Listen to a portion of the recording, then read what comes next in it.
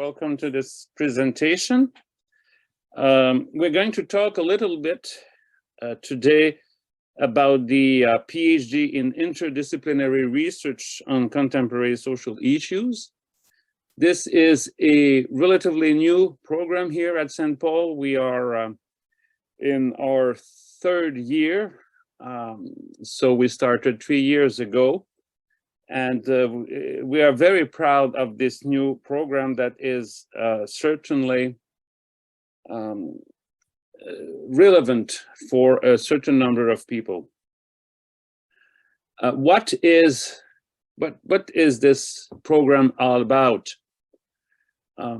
Let's start by saying that the interdisciplinary research doctorate provides a space for reflection to increase understanding of contemporary social issues, taking account of the insights of the graduate disciplines of the 4 participating faculties here at St. Paul. The program prepares leaders intending to assume responsibility for addressing contemporary social issues.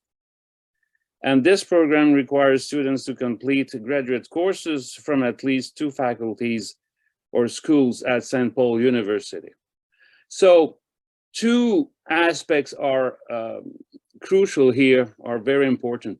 It's a PhD on contemporary social issues.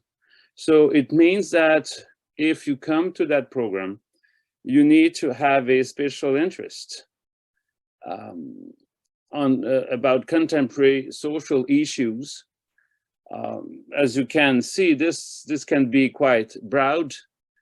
But really, you need to address an issue or a question that is linked or deals with a social issue of some kind. I'm sorry, I will just stop that. The other thing is, this is a PhD program, but its characteristic is to be interdisciplinary. So that is also crucial. So when you engage in that program, it means that you want to, or you feel you want to go for an interdisciplinary research, or you feel the need to do an interdisciplinary research. And by interdisciplinary, we mean here that you want to combine or articulate 2 disciplines. Okay? Normally, a standard PhD will deal with only 1 discipline, like, let's say, a PhD in history. That's pretty standard. Or let's say a PhD in physics. But in this case, you want to do something different, and you want to merge 2 different and distinct disciplines. So this is a specificity of that program, which is also at the same time a challenge, of course. Now, a doctorate is a long-term endeavor, so you need to be conscious of that. From that perspective, this doctorate is not different from any other kind of doctorate. So expect a duration that will go between 4 to 6 years, because, and this is pretty standard and could be applied to any kind of doctorate program, you will have first to do some compulsory courses. So we mean here 5 units, 15 units, sorry. And you will choose these courses according to your research, your own research interests. And you will choose these courses at St. Paul University, among the courses offered at St. Paul University. But you may also go to the University of Ottawa if you don't find what you're looking for here at St. Paul. Now, this is a very tailored kind of program, and we want this program to be flexible, and we are looking for a program that can adapt to your needs. So by this I mean that the courses that I'm talking here are courses that you choose, as I said, and these courses are related to the needs of your own and particular research. So these courses are really there to help you to go ahead with your research. And besides these courses, you will follow a 1-year-long seminar, and this seminar is compulsory as well. And the aim of that seminar is to introduce you to the field of interdisciplinary research. That's what we normally do in the fall session. And then in the winter session, we'll look at some very basic methodological skills, tools, hints that you will need in order to get through that program. Now, when this is done, you move to your comprehensive exams. That is also a standard piece of any doctoral program. So you will have to do 2 comprehensive examinations. But again, the specificity here is that all the material that is going to be covered by these exams will be directly related to your own research. So the material here will be text and books and tools that you really need in order to complete your research, and that you will choose with your own thesis supervisor. So when this is done, and the ideal is to complete these 2 components in the 2 first years of the program. So I mean by that the compulsory courses and the comprehensive examinations. And then you move to your thesis proposal, because you need to have a really good project, a very sound project. And it is important to make sure that it is a workable and a good academic and scientific proposal.